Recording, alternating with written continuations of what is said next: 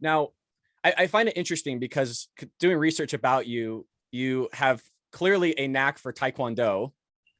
But when I think of a painter or an artist, I don't think of somebody that was doing, I don't know if you would call it a mixed martial art, but doing Taekwondo for, I would imagine, majority of your life, because being a D1, going to nationals, I think 3 times. Yeah, I Uh, got bronze. I kept losing to my brother or that one really tall kid who's like get by. well, can you kind of take us through your early childhood and then how you got into Taekwondo and then how that ultimately morphed into being an artist? Sure, I grew up in a pretty typical Korean American background. Although my parents, they were when they immigrated here legally, they made it really clear that they wanted to have us participate in the traditional cultures of playing an instrument, having some kind of martial art, and then being good at school, being good at your academics. But I was strange because I was terrible at school. I did not play instruments well, so I was like, I better be doing something well. So I went really hard with the fighting, and I really excelled at that actually. But Mm. during that time, I was still painting, and like most artists, we dived into this as a form of self-expression, and it was really a form of channeling. But I think what took it further was I started to apply those martial art principles into my painting practice. And I Mm. think that's really what caused me to be sort of uncommon amongst the uncommon, because artists are already sort of strange people. But so I always felt like I was a contrast in that regard. And, especially now that's doubled with my, uh, I guess, political predilections. And I find it interesting because so my father was a black belt in Shotokan, Oh, nice. and I never did karate, I never did Brazilian jiu-jitsu, although I wanted to, but I played ice hockey for 25 years. And I think for our youth, it is very important for them to get into some sort of athletics, because it's, for me, the building blocks and the foundation of a youth, and it kind of builds a certain self within them that's kind of extrapolating into our culture. And so doing research about Taekwondo, and correct me if I'm wrong, but there was 5 core tenets of Taekwondo: courtesy, integrity, perseverance, self-control, and an indomitable spirit. Is that That right? that's a throwback for me. I've been so out of the loop, man.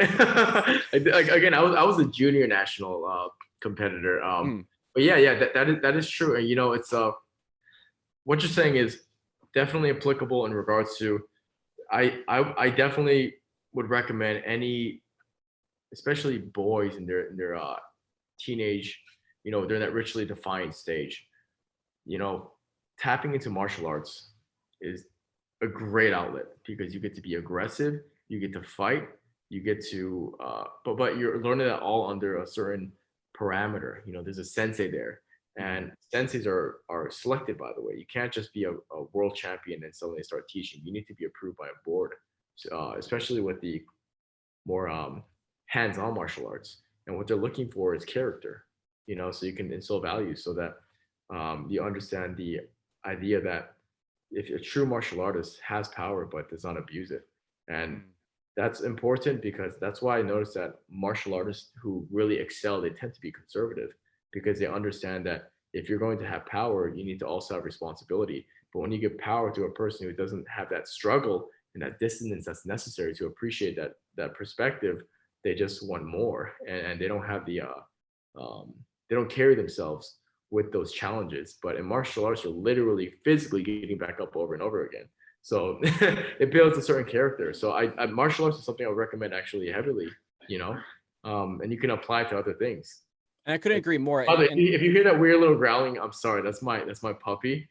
Um, and you know what's funny is I saw attention. I saw the puppy on Instagram, and it's absolutely Okay. adorable. And I think Oh, she's a little bit vain, like she'll pose for cameras and things. So if you hear a little growling, it's because she wants me to look at her. But I'm looking at the bald man. it's so funny because I actually grew up. We always had dogs growing up, and I think something my father always taught me was you could tell a lot by a dog lover or somebody that's a lover of animals. Right. And Continue. Ignore her. yeah, the viewers are only going to love it. And so something I thought was so interesting was you brought up self-control and then responsibility and then overcoming things. And I think you see that all the way in sports of persevering and then overcoming, which in my mind would be attributed to the indomitable spirit of never letting go. You fall back, you fall down, you get back up and you keep going. And something that I've kind of observed through today's culture, through other people's milieus, is that idea of like, once I fall, well, I don't know if I want to get back up. Maybe it's just easier to give up and move on to another thing. And, or maybe it's attributed to some sort of instant gratification. But that's why I think sports and or like Taekwondo and mixed martial arts is so Brad, the martial art that I love. I'm sorry, Sean. I didn't mean to cut you off. No, you're good. Oh, well, the martial art that I love now is judo. And in judo, they say fall down 6 times, get up 7, right? Or was it 7 or 8? But the idea comes from that resilience and this notion that a setback is a setup for a comeback. You learn that in martial arts and a lot of sports for sure. But for me, and this is something I like about your show too, is you're talking about the ideas too, and the deeper part of human nature.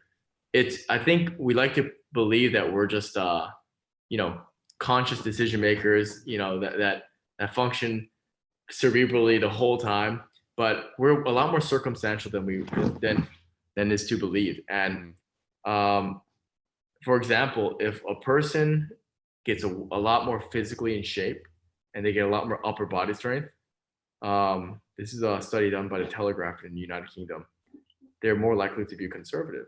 Just because, so there's certain biological imperatives that push a person's political disposition.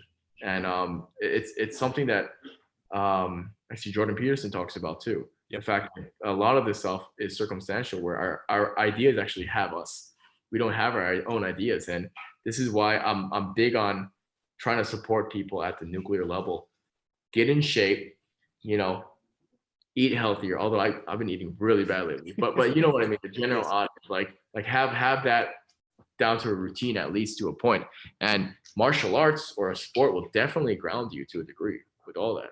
If you enjoyed this clip with Arthur Kwon Lee, you could find the entire episode down in the description. And as always, please make sure to like and subscribe, and I'll see you next time here on The Bald Brad Show.